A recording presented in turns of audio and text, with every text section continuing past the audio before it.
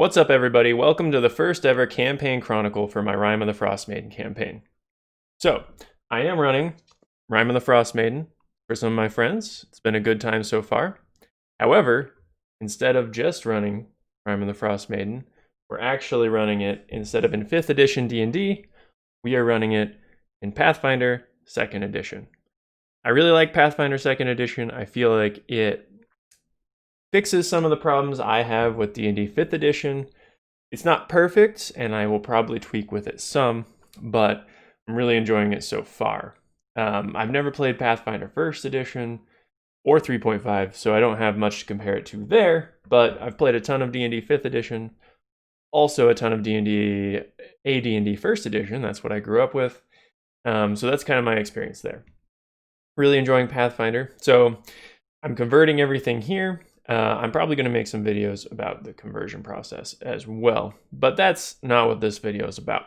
This video is to chronicle our campaign. I'm fairly lazy, so I'm not going to spend the time writing down everything, and I'd like to remember moments from here to come. So far in the campaign, we've made it about 5 sessions deep. Could be 4, I am having trouble remembering exactly, but we're going to recap what the party's been through so far, and then try to keep up on these on a regular basis. Hopefully just one video per session. Might go longer than that. We'll have to see. So, follow along if you want to know what's going on with our characters. If you are one of my players, welcome on in. Hopefully this brings you back some things you didn't remember and it's useful. So we're going to get started here after I take a quick sip of my coffee. So, though I'm running Rime of the Frostmaiden, it is set in my own world of Averon, albeit it is mostly still the same as far as names and stuff. So it does take place in Icewind Dale. And just to set up the background here, first of all, it has been 2 years since Auril, the Frostmaiden, came to Icewind Dale. She came seeking to become a god, a goddess, and she succeeded, basically by absorbing or taking over the shards of a dead primeval phoenix, Val'sharah, or at least half of Val'sharah, the half that still kind of survived. And we'll get into that later, but that's not really spoilers. And upon achieving godhood, Auril kind of wanted to cut off Icewind Dale from the rest of the world and warp it into her own dark winter cold lands. So she has been flying over the Dale every night at midnight, basically shrouding the land in darkness. It looks like the Northern Lights when she flies over, the Aurora Borealis. Said that terribly, that's okay. But she flies over, casts a very draining magical spell to wrap the land in permanent darkness. So the people of 10 towns, who are sort of the civilized peoples, as you would say, from the Pentamark, who have settled in Icewind Dale. They have a group of towns called 10 Towns. They're kind of jointly ran, but also independent too. They've been struggling, of course. No light. Temperatures have dropped drastically without any of the daylight coming in. Now, every day from about 10 a.m. to 2 p.m., there's 4 hours of twilight where you can kind of see and function. But the rest of the time, it's like black. No stars, no moon. So it's rough. And it's only been getting worse. Blizzards have been blocking the passes. And that takes us to our party of intrepid adventurers coming in on potentially the last caravan into Icewind Dale. So we start off the scene in a group of wagons camped out in sort of an outcropping in a mountain pass, basically waiting out a storm as it ran through. They're camped out there, and they're about to take off. And we have our 3 adventurers in the party. First of all, we have Toulon, a human barbarian, actually one of the Val'shur people, who we can get into more of those details later, but essentially they used to live in Icewind Dale 1,000 years ago. potentially thousands of years ago, before their god was sort of destroyed and they were driven out. Some of the people remain in Icewind Dale, and those make up the barbarian peoples that still trouble 10 towns to this day. The other half sort of left and went out to seek vengeance and things. So Toulon is actually one of the people from Icewind Dale, but he left when he was a kid. And so he is venturing back to Icewind Dale for his own reason. We have our second adventurer, Mythdorian, an elven wizard who is traveling to Icewind Dale, and he's kept mostly quiet about his reasons for doing so. But as a wizard, he has been pretty useful to Toulon and the other adventurers, so they've kind of just stayed grouped up together because their goals seem to be going towards the same endpoint. They don't like what's going on in Icewind Dale, and they are all helping put a stop to it. And that brings us to our last adventurer, Dablin, a goblin rogue who joined the caravan under weird circumstances. Basically, in the third day that they were camped out waiting out the storm, Dablin sort of stumbled into camp out of nowhere, almost naked, out of the tundra. Nobody knows where he came from. He hasn't really spoken of it. His memories seem scrambled, or at least that is how he portrays it. And they gave him clothes, took him in, said that they would take him the rest of the way to 10 towns. And without much of a connection, he found the other odd ones out who weren't really part of the caravan, Toulon and Mythdorian, and that's how they've been traveling together. One thing I should mention, all of the characters have character secrets, which is part of the Rime of the Frostmaiden. That one almost got me. So yes, character secrets is part of that campaign. They all have one. I won't speak too much of it right now because they have not yet been revealed 5 sessions in. And so I'm not going to reveal them now. Just know all of the characters do have a secret of some sort that ties into their reasoning of why they're here. So that brings us into starting off the campaign. The wagon group is finally getting ready to go. The storm has passed. They are going to make the rest of the way down into 10 towns, specifically going towards Bryn Shander. This caravan is run by the Torg Trading Company, specifically Torg, who is, I know, funny name, who is leading this caravan, funnily enough. She doesn't normally do so, but she wanted to get a last shipment of goods into Icewind Dale to help keep her company alive. Now, as the party finds as they go along, Torg is she runs a legitimate company, but it seems like there might be some shady stuff going on with what she's doing. But we'll get on to that in a minute. She also has a man with her, a bodyguard, who is aloof and doesn't seem to wear any winter clothing. Now, that's important because Icewind Dale, in addition to the darkness, I mentioned the cold temperatures before, but we're talking about like -20 to with wind chill, potentially even -60 degrees F. So there's certain places you get caught out in Icewind Dale, you could freeze to death in minutes without very, very warm winter clothing or some sort of magic protecting you. So this guy seems to be wearing normal clothes. The cold doesn't bother him. He deflects questions about it. And Sefik is his name. And so he is a point of interest as well. He's been employed by Torg for a while and sort of acts as her bodyguard, or at least caravan guard in this instance. So as the party and the caravan start traveling down the rest of the mountain pass, after a few hours, they hear howls in the distance. And all of a sudden, they turn to see a pack of wolves coming down a ridge line at full speed, led by a very large wolf. And so the party jumps to action. Toulon, ready to go. He charges out, fight the wolves, and combat ensues. Mythdorian hangs back and in the heavy snow is not really able to catch up to the party. Toulon on the way picked up Dablin, so was able to carry him through a lot of the snow. And they get into combat, and the wolves, as well as the big wolf, which when they get closer has glowing blue eyes and can release a sort of frost breath from its mouth.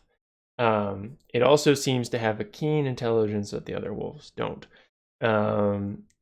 So they're fighting. It's not going well. Things are looking dire, but there was more wolves than just engaged the party. The rest ran towards the caravan, where after a couple short rounds, Sefik, mostly by himself, took out those wolves, and seemingly unhindered by the snow, runs to their aid with 2 ice swords, or an ice sword and an ice dagger, seemingly conjured out of nowhere. So the party is interested in those. Sefik helps them defeat the wolves. Toulon does get knocked unconscious briefly, but he survives the ordeal. Everybody's okay. Dorian is luckily trained in medicine, is able to treat wounds. Sefik basically kind of brushes the whole thing off. They're very interested in the ice swords. He's like, yeah, go for it. And when the party picks them up, they seem to be just like icicles. Brittle. It seems like they only have power when Sefik holds them. So they're interested in that. They think he's weird. They continue on the rest of the day into Bryn Shander. Torg meets with them also along the way and thanks them for helping out. They weren't really contracted to be caravan guards. And after seeing what they can do, Torg has a proposition. She says that she can always use good people to help her, do her works, and to come back in a week's time, and she might have offerings for work for the player characters in things that they can do to help her out, and she says that she'll pay well. Dablin also tries to squeeze some money out of her as like a loan. Some things happen there, and basically that doesn't go through. But they have a contact with Torg, and when they're talking with her, using some insight checks and some keen questions from Dorian, they find that she runs somewhat of a protection racket, potentially more, in 10 towns, along with her trading company. So potentially something like a mob situation going on there. The party's not entirely sure, but that is something on their plates. Now, they get to Bryn Shander. Bryn Shander is the largest of 10 towns. It's walled in with a solid, mostly stone wall, actually, filled with rubble on the inside, although some parts of it are wood as well. And in Bryn Shander, there's more than 1,000 people, one of the bigger towns for sure. And the party needs to find lodging, so they head on into a tavern/inn area, and they find lodging for the night, as well as some drinks, some Frosthammer ale, which is made by the Grundir clan dwarfs in Coldlight Keep. And they also find out, while they're at the inn, that the mead that 10 towns is sort of famous for, specifically the town of Goodmead, the name's pretty on the nose, that Goodmead is not available, and they don't know exactly why, but there's a rumor that the speaker of Goodmead has been killed, and that shipments of mead have stopped, production may be shut down. That could be something to look into. So, party marks that down as well, something they might look into. Dablin also talks to some fishermen, finds out that things are pretty rough in town. They find out that there's a lottery in Bryn Shander, where to appease the Frostmaiden and keep her wrath away from 10 towns, they're basically killing a person every month as part of a random lottery. And if you're going to reside in Bryn Shander for more than a week, you need to put your names in the lottery. That's the current law. So the party is not cool with that. So they're like, yeah, we're going to get out of here before a week for sure. And, things are pretty dark in 10 towns. The inn is burning a lot of half whale blubber instead of just wood, because wood is running out. Food seems scarce. Bryn Shander, as the largest town, is doing all right, except for, obviously some people aren't doing okay. But it's certainly dark times. So from there, while the party's chatting and gambling a little bit and hanging out in the tavern, a group of dwarves walks in. They look down and just beat down, and they go and get some drinks. And while they're there, they're kind of like eyeing the party. So Midorian walks over and introduces himself, and he happens to speak Dwarven, makes a good impression. And the dwarves say, "We were eyeing you because you look well armed, and we might have a job for you." So the leader of the dwarves, or sort of the one who speaks first, is named Hruna, and he lets them know that they were transporting a shipment of iron from Cold Light Keep to Brinchander, and they were ambushed on the way by a Yeti that killed one of their brethren and left him, and they scattered, and they don't want to go back out for it, but they say, "Hey, if you go back out there and retrieve our shipment of iron, we would gladly pay you for that, and we'd be in your debt." And so the party agrees, and the dwarves say, "You need to go soon so that nothing else takes it or happens to it." And so the party heads out that day, I believe. So they head out. They do get caught in a blizzard on the way. Dablin, who is the most susceptible to cold because Toulon grew up was born from Icewind Dale, so he has some natural cold resistance. And Midorian also is a elf who descended from some colder lands, also has some natural cold resistance. So those two are less susceptible to the elements, but Dablin is especially susceptible, and even in the warm weather clothing, he does take some cold damage on the way. But they make it, and they find the area where Hruna told them to go, and the iron sled is gone. Now, there are luckily still discernible tracks. Toulon is able to follow them. He's skilled in tracking, so they follow those, and they find over the crest of a snow dune, or a snow... We're going to call them snow dunes for now. Snowdrift, that's what I wanted to say. They crest over a snowdrift, and they see a group of goblins, 6 of them, tugging on this wagon, pulling it with all their strength, struggling, pulling it to, off in the distance, a giant wooden wagon, crudely built. Must be goblins, because they see other small shapes that look like goblins up there. And attached to the wagon, pulling it, are 2 polar bears. So the party, tries to figure out what to do. And basically Dablin says, "Hey, I'm a goblin. I'm going to go talk to these guys. Try to convince them something." And Midorian and Toulon are going to sneak around and try to flank and get up to the wagon. So Dablin sort of runs down and starts talking to the goblins and says, "Hey, I want to join you. Let me do this." And they're basically like, "Okay." Meanwhile, the boss goblin up top is like, "What's going on? Who's that?" And team sketched out. So they're still polling, and then all of a sudden, Dablin walks up to her and then, tries to attack her. And combat starts. The goblin is still pulling the thing, are, rushing forward. The situation looks bad because there's a lot of goblins versus only 3 party members, and right now they're only level 1. Still new to adventuring, but Toulon, or potentially Midorian, I think it was Toulon, sneaks up to one of the polar bears, is able to get close enough to not spark an immediate attack from the bear, and manages to cut the bear loose. And the goblins have not treated these polar bears so well, and so the bear comes tearing around the edge of the wagon. Dablin dives under the wagon, and this thing absolutely just mists the boss goblin, tears her apart. These polar bears are strong, way stronger than the party, so they need to watch out. And the polar bear basically goes to town, tearing apart the goblins. It sort of rolls to see who's it's going to go after. It launches after the goblins who are still down by the iron ingots. Meanwhile, the party deals with the 2 other goblins left at the wagon, and they succeed. And the one polar bear is sort of left off chasing the other goblins into the darkness that were at the wagon, scattering them. And the party manages to successfully take the wagon. They can't really find anything useful there. They do find some money on the boss goblin, some weapons. They don't take much, although they do mark the location because wood is scarce and this wagon is made of wood. So They head back down, get the ingots. It's like 300 iron ingots on a sled, so it's pretty heavy, but they are able to haul it back into town.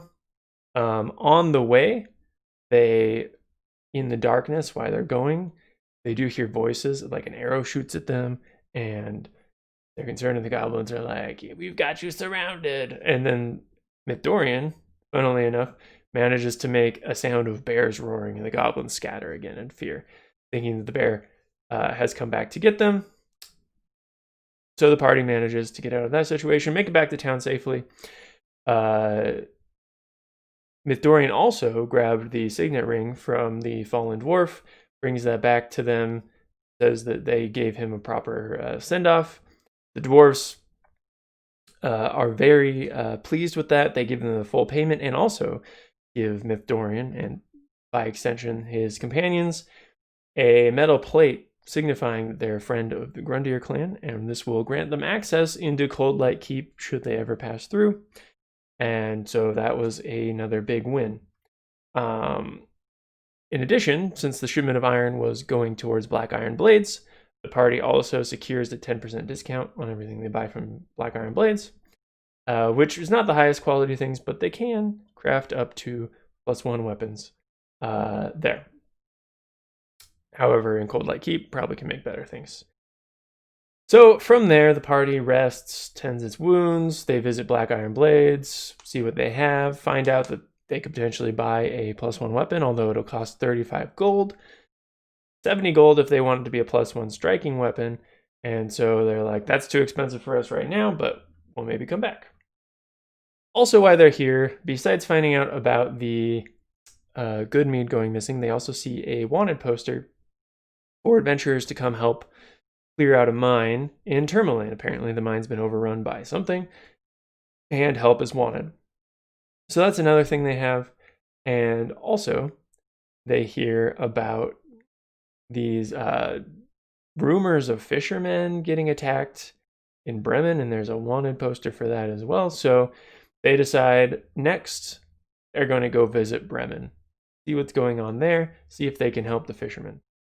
So they travel on to Targos. In Targos, they meet a few people. They also find out that they find a woman whose husband has gone missing in an expedition up onto Kelvin's Cairn. His trusty dog, one of his sled dogs, managed to get all the way home, and so she's very worried. She would like somebody to go look for him, if at all possible, post-haste, to see if he's still alive. The party promises that they will look into it. She can't offer much in the way of payment, but the party is feeling semi-generous. Although they don't go right away, so I don't know. Maybe they aren't feeling as generous as it seems. So they continue on to Bremen, and as they're heading up there, there's a last stretch to Bremen where the road has been completely snowed in and not enough people are traveling that way. And on the way there, they basically see a group of trolls running after a group of poachers who are carrying 2 mammoth tusks. And who knows what happened in the situation, but the party has a choice to make. They can leave the situation be, they can jump in to help, they can do whatever. And Toulon kind of decides for them and decides to jump in and help against these 2 frost trolls. And this starts a very tough battle because frost trolls are not to be messed with. And they regenerate a lot of health unless you use fire. And the party only has semi-limited fire capacity. So it was a rough fight. They manage to successfully kill one of the trolls, but the other escapes. After the trolls gave them ample opportunities to side with them and take out the poachers, it seems like the poachers basically came in and stole the tusks from one of the trolls' kills, and they didn't take to that too kindly. But the party does kill one of the trolls after an epic fight where people definitely were in danger of dying. The other one does escape, though. So the poachers helped quite a bit as well, because they weren't just wimpy nobodies. They actually had some combat capabilities. The poachers thank them, give them a mammoth tusk, which happens to be worth actually about 50 gold if they can find the right buyer. So the party's very happy about that. That's a big win for them. And that was really the point. It's like, it's going to be a risky fight, but if they win, they get a pretty good reward. So the poachers continue on. Most of them are dead. I think only one survived. But the party gets the mammoth tusk, and they continue on to Bremen.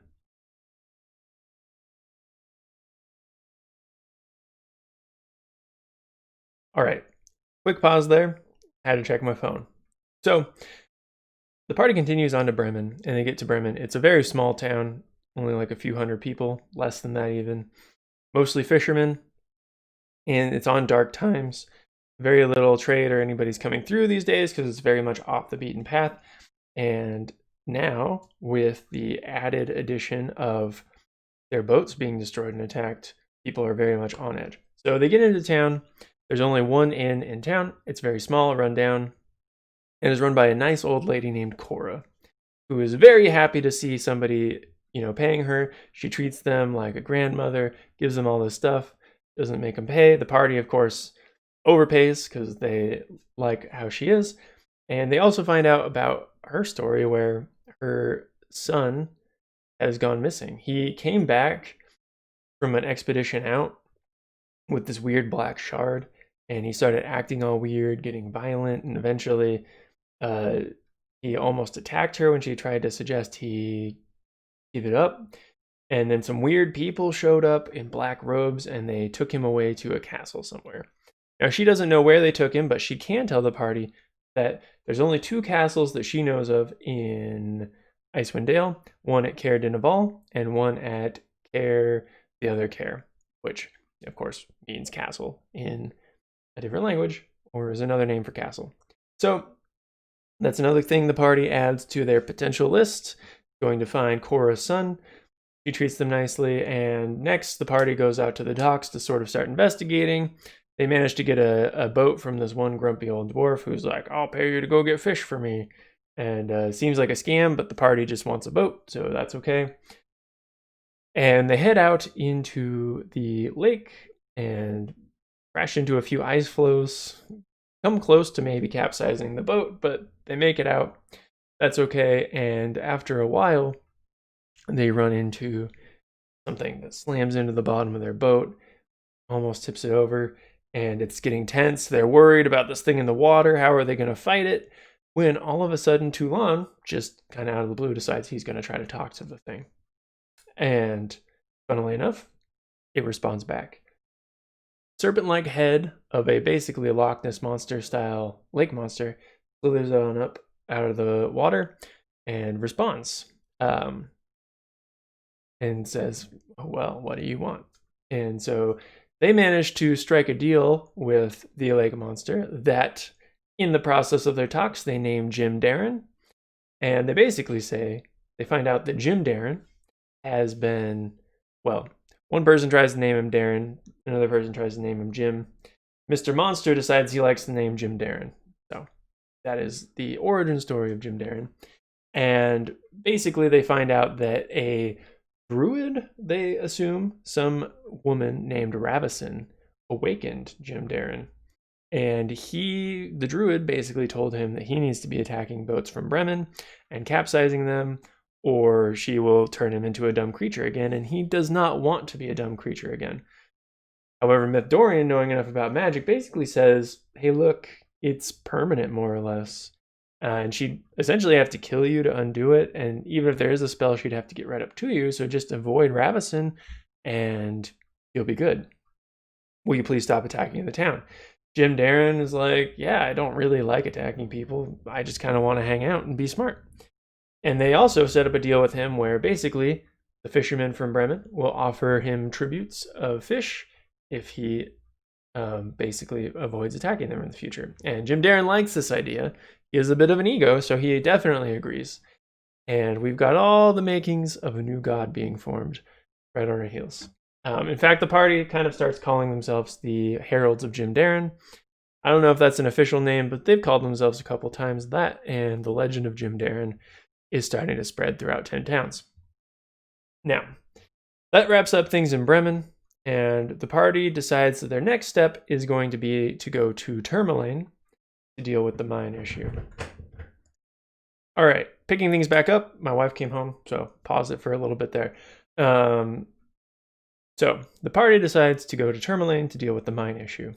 Again, clearly the Targos thing. Oh, well, the mission they got in Targos to go up to Kelvin's Cairn to find this guy, not that urgent to them. So they go to Tourmaline, and they find out that they're offering like 100 gold. Maybe not, maybe only 50 gold, but it's 50 gold, but a significant price to go in there and deal with the mine. So the party is like, hell yeah, we want that money. So they go in to, they take the job. They are in Tourmaline for a while. They don't spend much time there. And they decide to head off into the mine. They do manage to get some supplies from the mining depot.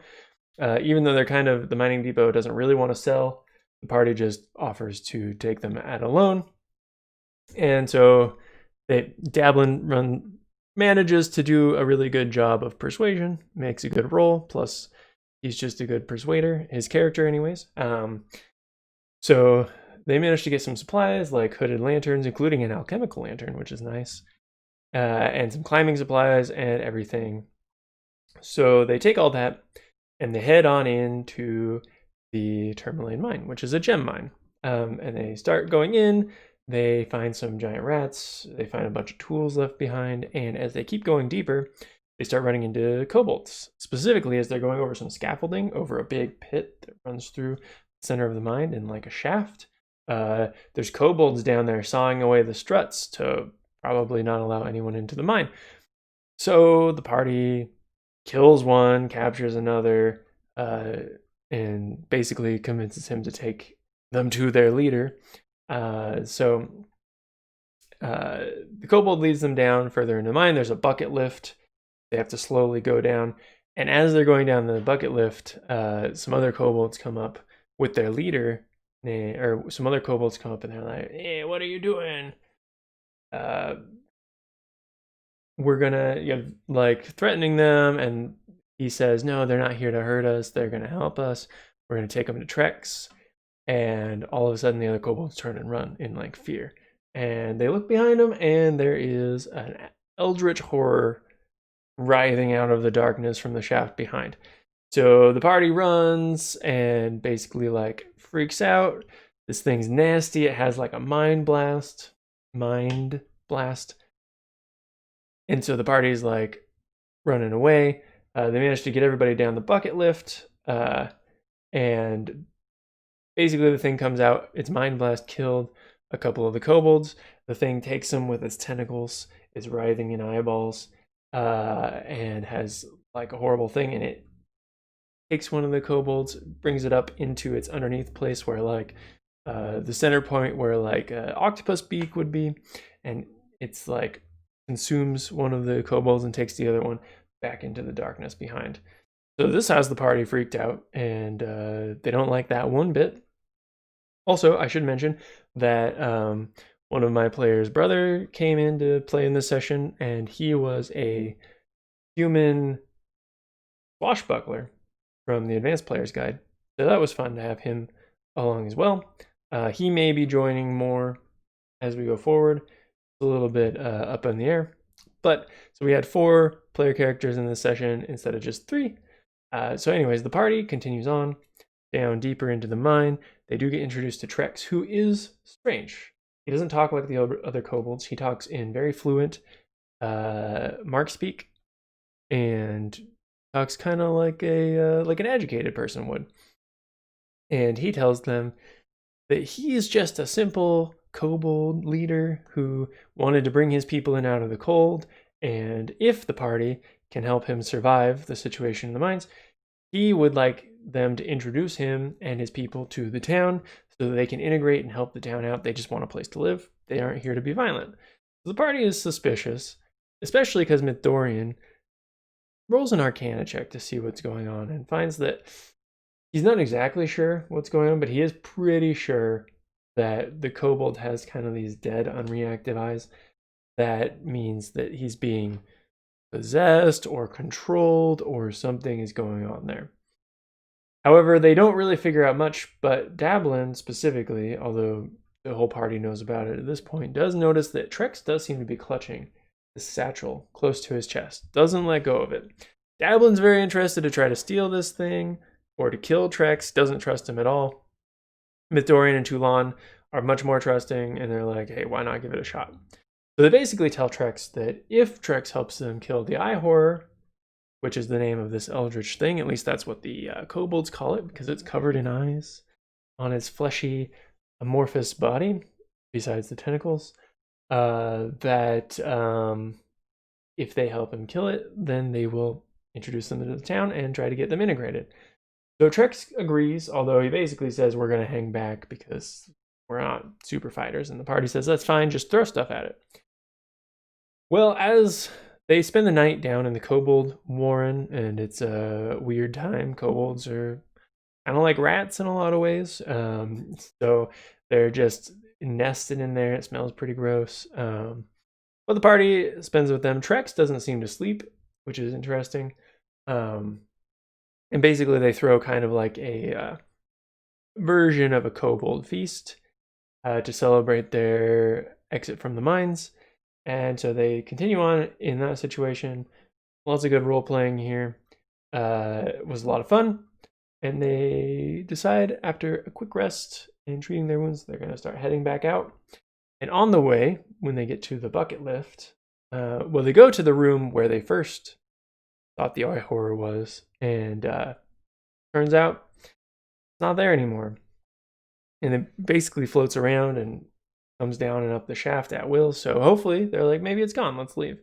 Well, midway, while shuttling people up the bucket lift, the thing attacks again, and more kobolds die, and the thing basically takes them and floats out a hole and back down the shaft.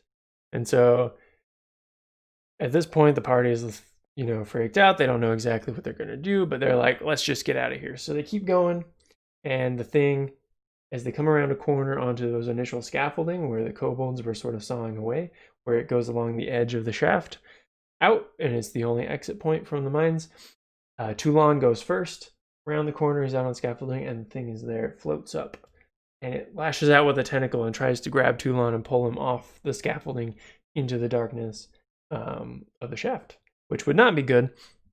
However, Toulon manages to escape the grapple and not get pulled off, and the rest of the party comes along, and there's not a whole lot they can do. They launch some missiles at it, and basically it's still held on to Toulon, and he's struggling against getting pulled off the edge.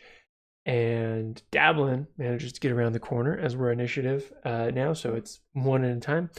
He comes around and manages to get a critical hit on the tentacles and slash them off, do a ton of damage.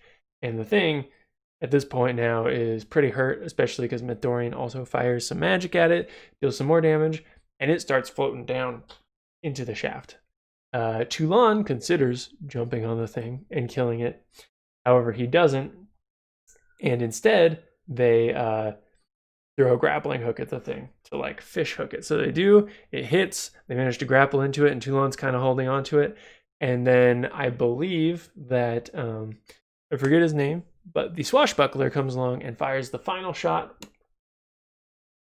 Well, not from a gun, but from a crossbow or potentially a bow. I don't remember his weapon exactly. Anyways, fires the final shot into the thing, and all of a sudden it dies, and it comes full weight and is about to drag Toulon in, or he might have to make a strength check, but he lets go, and the thing falls down into the darkness of the shaft, and there we go. Eye Horror defeated.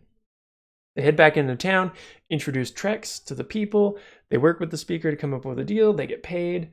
Everything's great, and the town does say they will tentatively accept the kobolds for now as essentially slave labor. So, I mean, as long as they aren't going to cause trouble, it's good for the town, and if the kobolds are out of the cold, they're happy with it, although who knows how long they will be.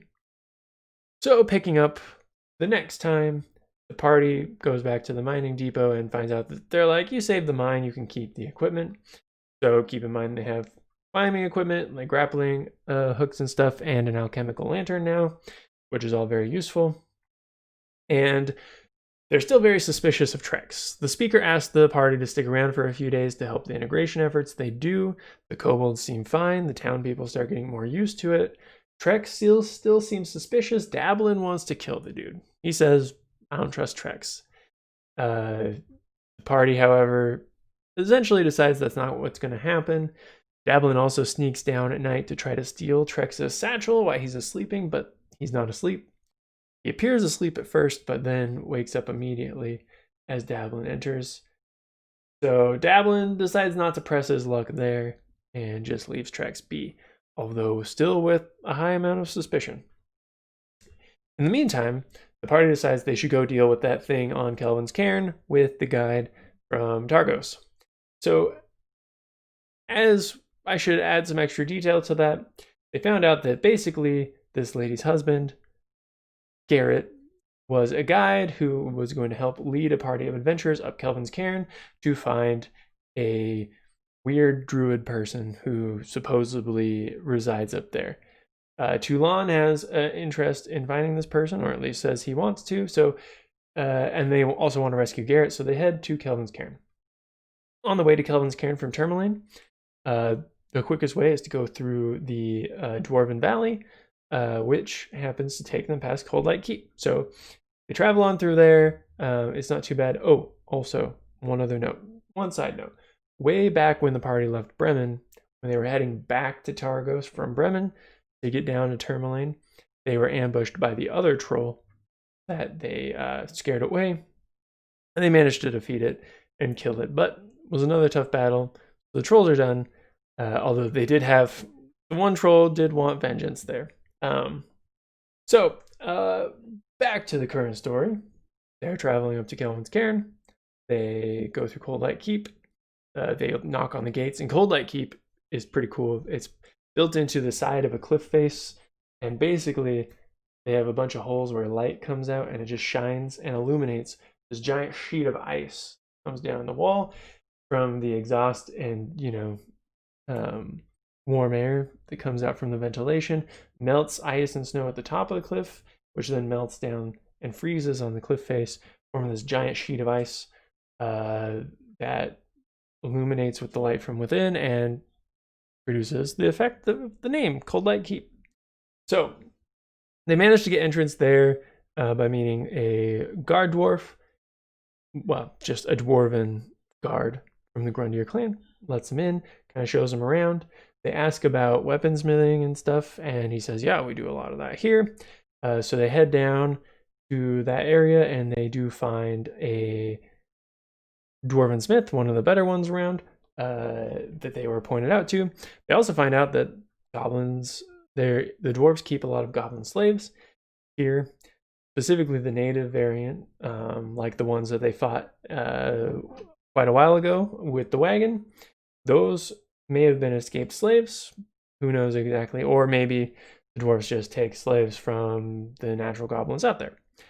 In any case, the dwarves keep goblin slaves. Dablin isn't super cool with that, but they don't really care, and so they move on, and so they go and meet this dwarven smith. He can actually make up to +2 weapons potentially, but the party manages to pay him to make 2 sets, or 2 +1 striking weapons, one for Toulon and one for Dablin. So they have upgraded. It costs them 140 gold. So that's quite a bit, but it's going to be good to have the equipment. Now, they also go down and visit the Slave Goblin Tavern called Goblin Town or Mine Town. You know what? Let me take a really quick look at my notes. Actually, I'm not going to. In any case, there's a cool, edgy goblin tavern down there that the party goes to visit, where they drink swill with a bunch of goblins. There's a big, beefy bartender goblin named Grubnut who makes swill distilled from mushrooms. And it's actually not bad. Very alcoholic, though. Toulon does have a drinking contest with a goblin there and almost loses, but manages to win in the end. And Grubnut comes over and wants a double or nothing. Or no, Toulon loses to the goblin. And then Midorian sits down and challenges him to a double or nothing. But But instead, the goblin refuses, and then Grubnut comes over and says, I'll challenge you. And then Mythdorian backs out and doesn't want to challenge Grubnut because he looks like he can hold his alcohol. Meanwhile, while Toulon was blacked out on the floor, a goblin does steal some of his coin and manages to escape, although they do remember his face, if in case that ever comes back again. Now, from there, they spend a couple days in Coldlight Keep while they're waiting for their weapons to get finished. They run into Haruna, who thanks them again for what they did, and they talk to him some about some things. And oh yes, they talk to Haruna and they find out that he had been in Bryn Shander, and it turns out there's some sort of serial killer there. People have been dying in Bryn Shander, so that could be something to look into. Seems dangerous. In any case, the party continues on to Kelvin's Cairn. They find the base camp that Garrett and his party would have taken to head up the mountain, and there they find a bunch of dead sled dogs, although one is still alive. He managed to break into a box of rations and survive for all this time. And they basically adopt him into the party and take him along. They continue on up the mountain. They almost get taken down by an avalanche, which may have been caused by a Yeti. They see a large shape up on the mountain roar, and then an avalanche starts roaring down the mountain. They manage to deftly run out of the way just in time before they got swept away by the avalanche, and they keep going on. A little further up, they do unfortunately find the body of Garrett, frozen to death. Looks like he was wounded. Looks like he had kind of fallen down the mountain some, got more wounded, and looks like he didn't die from his wounds. He died from the cold and or starvation. So if they would have gotten here in time, a good chance they could have saved him. But he is dead.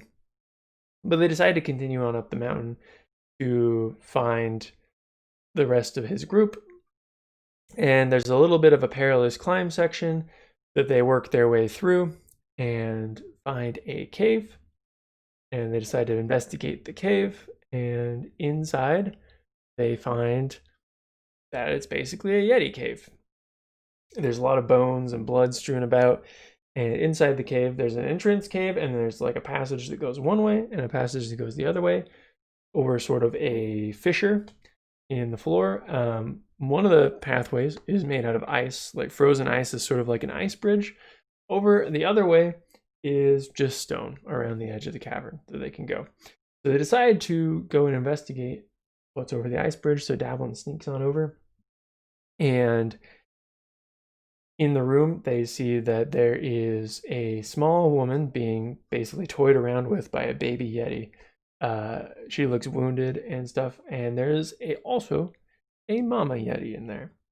Now, Yetis are pretty nasty, quite nasty actually. And the party decides that they're going to rush in there and save her. So they come in, and Toulon comes in, like, I'm going to fight you, Yeti. And the Yeti comes over and essentially attacks him twice, and then uses its rend ability to do damage a third time and knocks Toulon to the ground, unconscious and dying.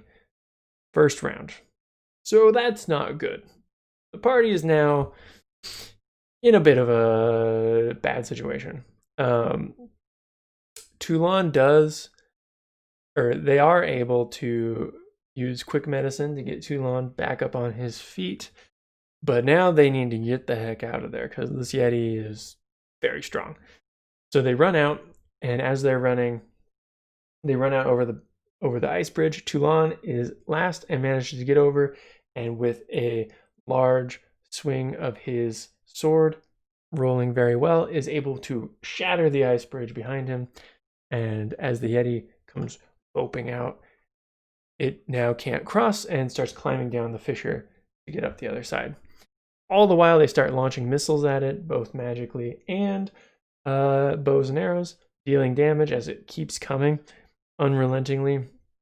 Davlin manages to roll a really good crit, deal a ton of damage. The fact that it's flat-footed while climbing is doing a lot of work here, and it's coming up. And just as it climbs up over the edge of the fissure, to like snarl its head out, they manage to do one last mighty blow and kill it and send it smoldering down to the bottom of the fissure. So one Yeti defeated, but you know, it was close to a potential like death there for sure. So the party's freaked out now. So they climb over, they find the woman who is still alive, and they do end up killing the baby Yeti, unfortunately, who is now terrified of them because they don't want to let it grow up into a new Yeti. Her name is Perilu, and they rescue her, and she's somewhat of a fighter herself, so they do equip her with some of the spare weaponry.